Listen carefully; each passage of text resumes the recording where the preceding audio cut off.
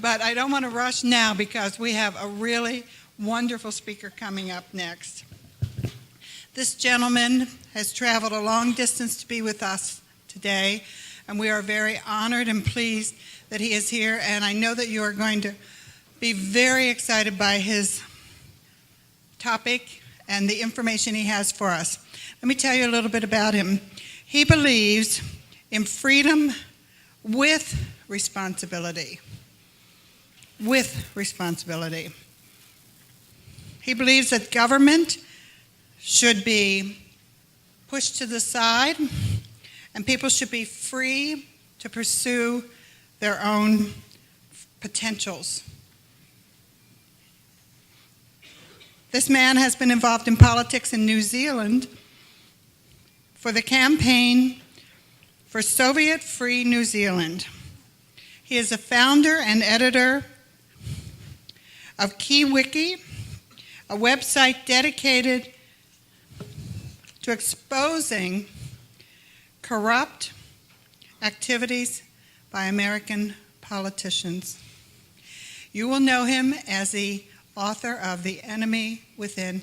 Please give a hearty welcome to Trevor Loudon.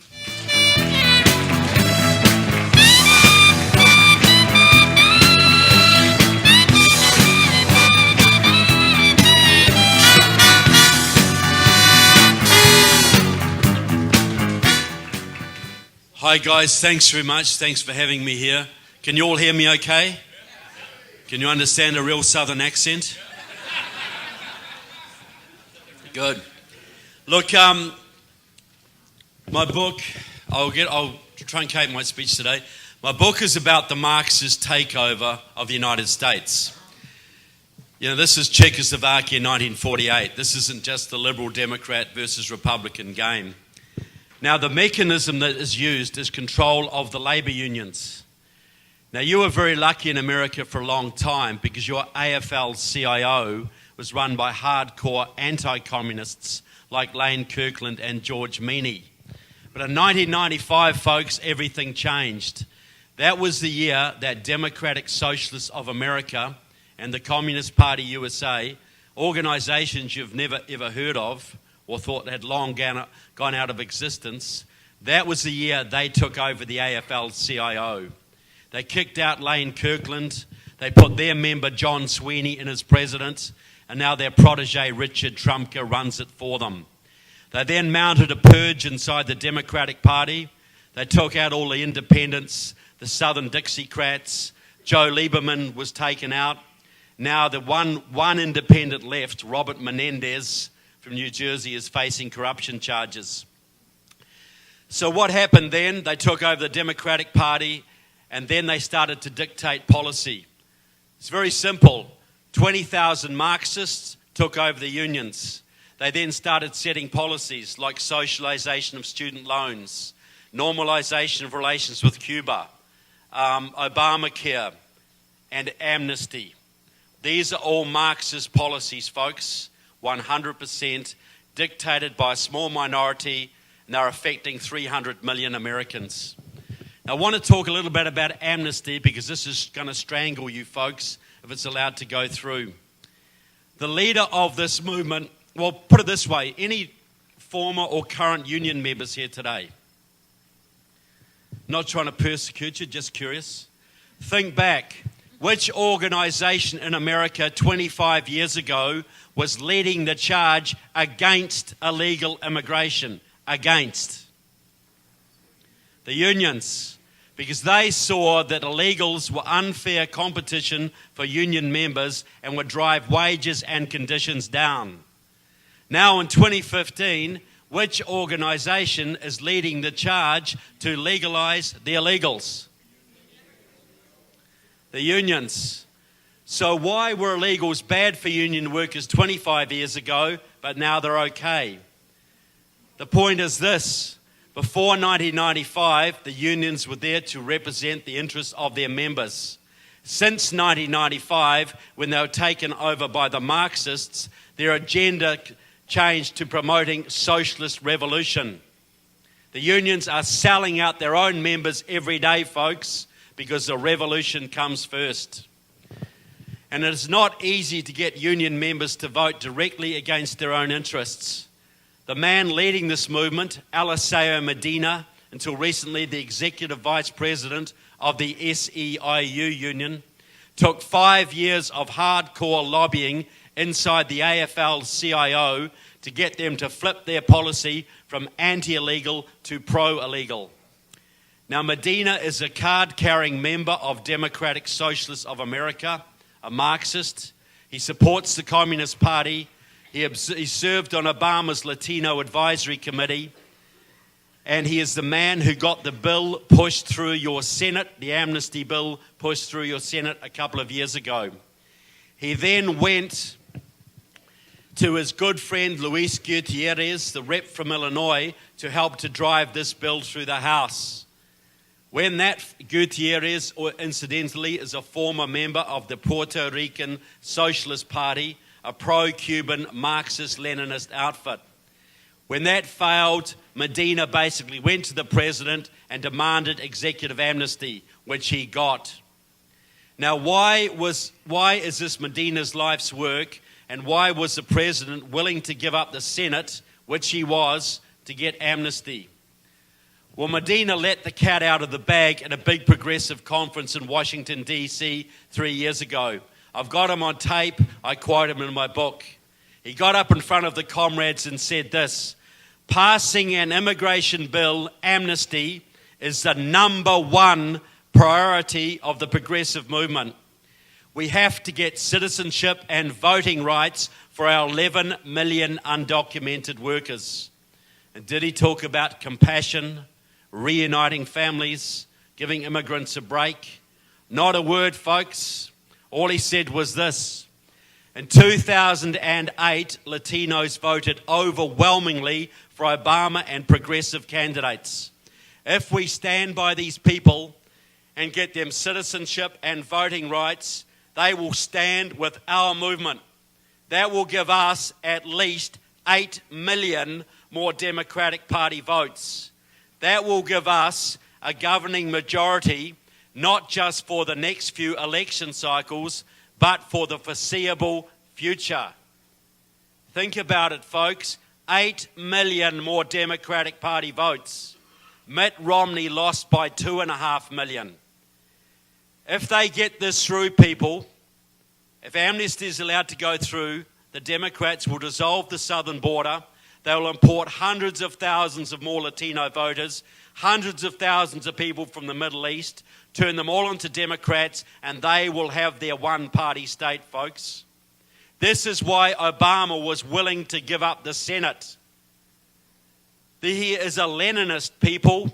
One step backwards, 2 steps forwards. He gave up the Senate because amnesty is the road to the one-party state, controlled by the unions and the Marxists. This is their ace in the hole, people. That is why we have 22 months to save this country.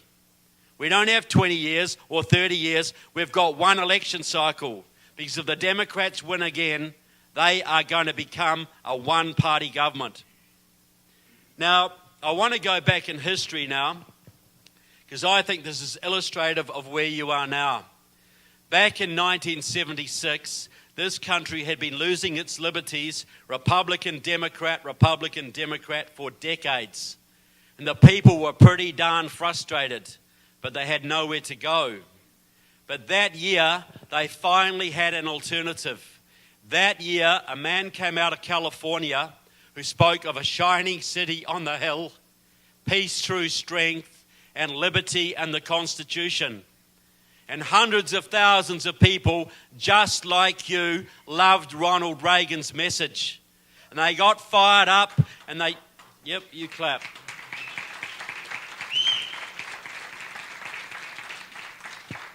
And they got fired up and they all piled into the Republican Party to help Ronald Reagan, and they thought they would be welcomed.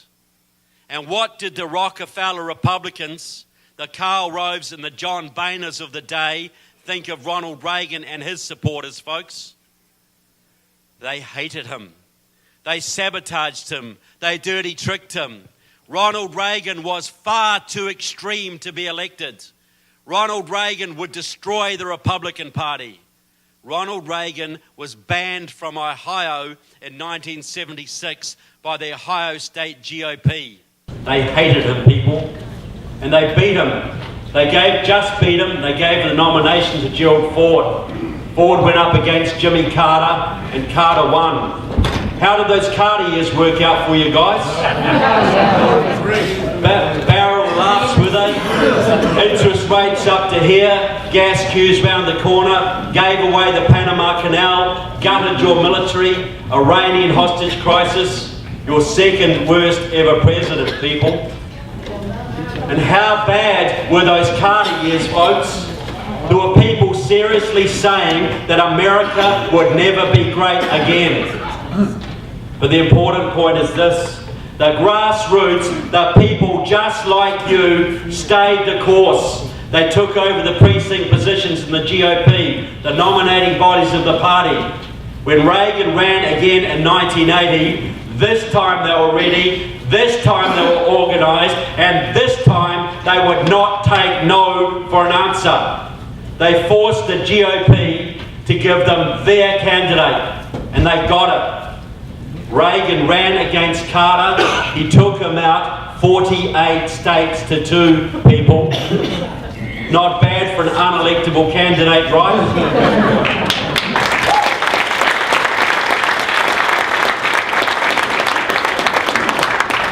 The Iranian hostages were back on the first day, folks. The interest rates went down, the taxes went down, the economy boomed. He rebuilt your military, he rebuilt the pride in this country, and he took out the Soviet Union without firing a shot, folks. Any better president in the 20th century? And what? Anyone even close? And why did you have a Reagan revolution, folks? Because people just like you stuck it to the Karl Roves and the John Boehners of the day, and you decided the candidate.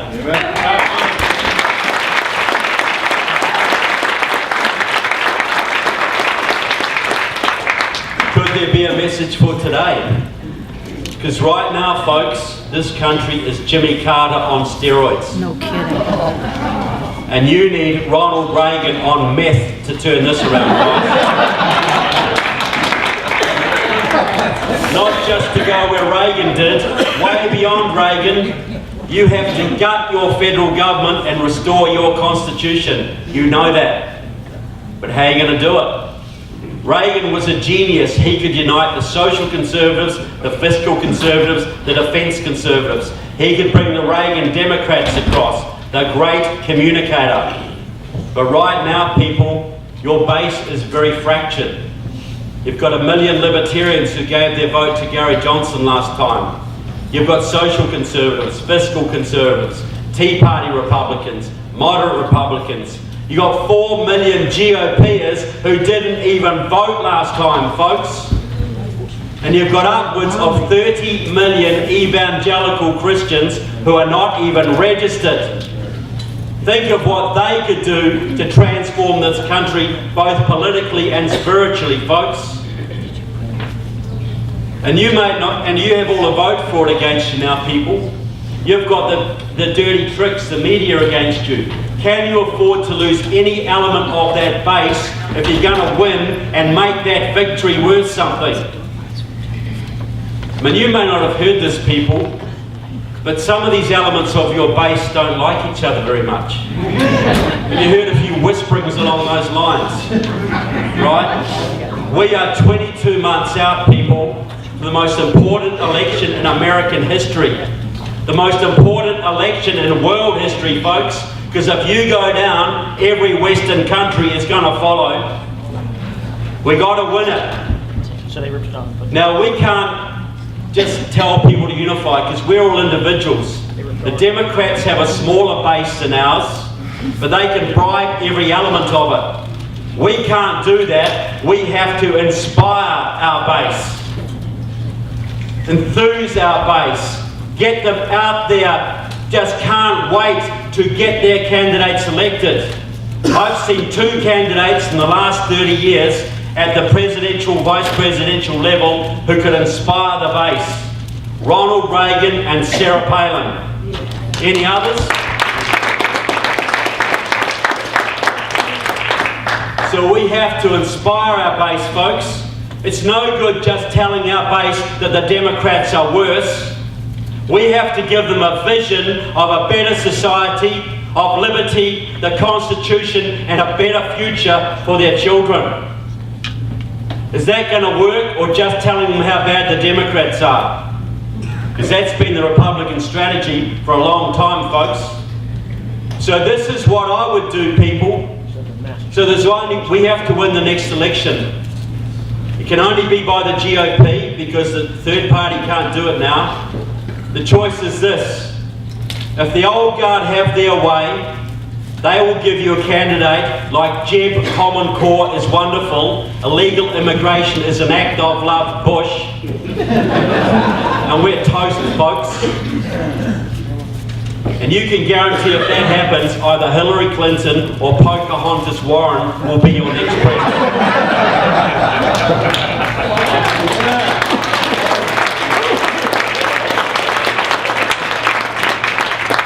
But if you have a real fighter, and I'm going to be partisan here, folks, because there's only one candidate who stood hardcore against amnesty, against Common Core, against the IRS, has never wavered. Not once. If I was a man if you have a candidate with a proven record of sticking it to the establishment and putting up his fist for the Constitution, a man like Ted Cruz, for instance,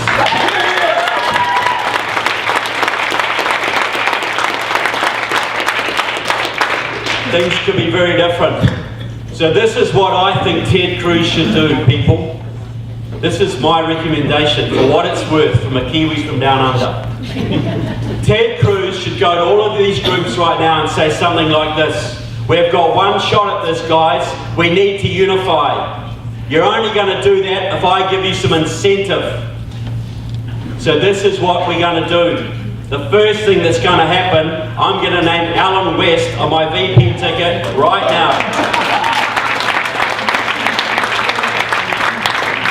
And then for you libertarians, it's going to be Rand Paul, Secretary of the Treasury, and he can do anything he damn well likes to the Federal Reserve and the IRS.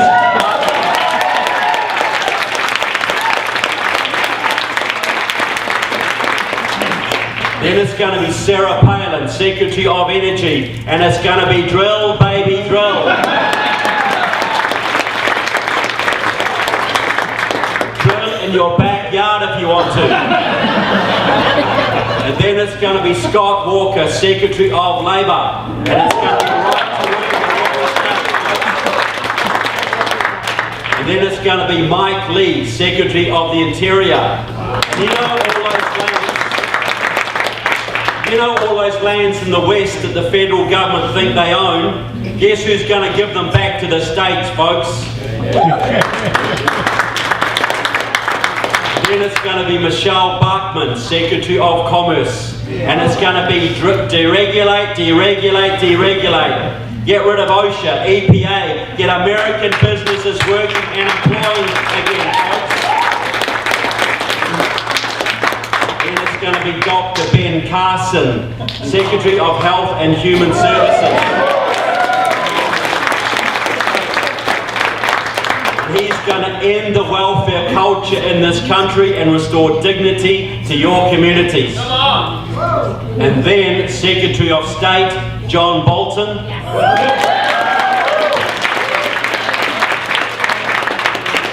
He's going to flip the bird to Mr. Putin and the Ayatollahs. And he's going to rebuild the Western Alliance, folks. Then, very important, ambassador to the United Nations. No one.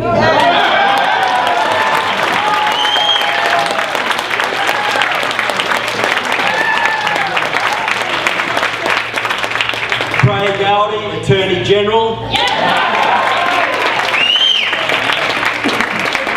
Guess what he's going to do to those vote fraudsters, people, and for those millions of Christians who don't care about politics, but they don't want Common Core, they hate the state getting into their kids' heads, they love homeschooling. I would say to them, vote for me and your millions, we'll make David Barton Secretary of Education. Name your whole team. Get Ted Cruz to name his whole team, run as a team across this country. Would you be enthused by a team like that, guys?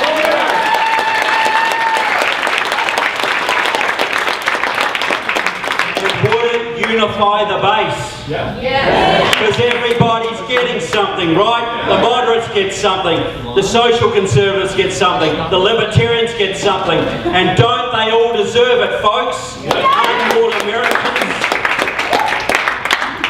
People, I can't promise you much, but I can promise you two things. If you do nothing in the next 22 months, your children will live in slavery in this land.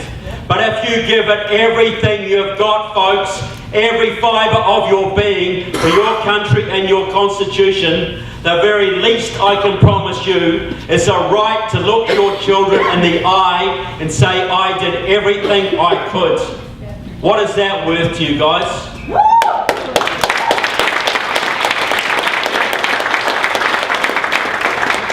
And if you win, and you can win, you will give your children not just the amazing country you have inherited, but one even greater. Is that worth fighting for?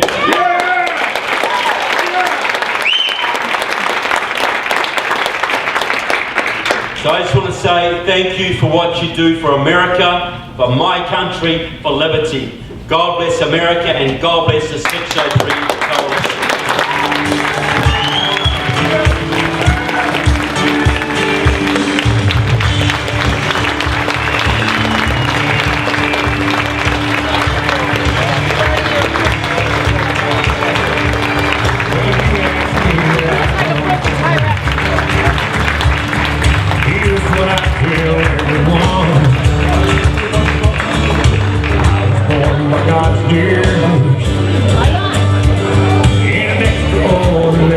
What a formula for success.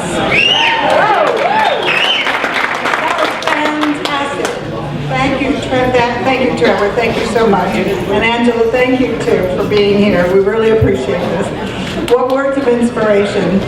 Absolutely wonderful. But we're not finished.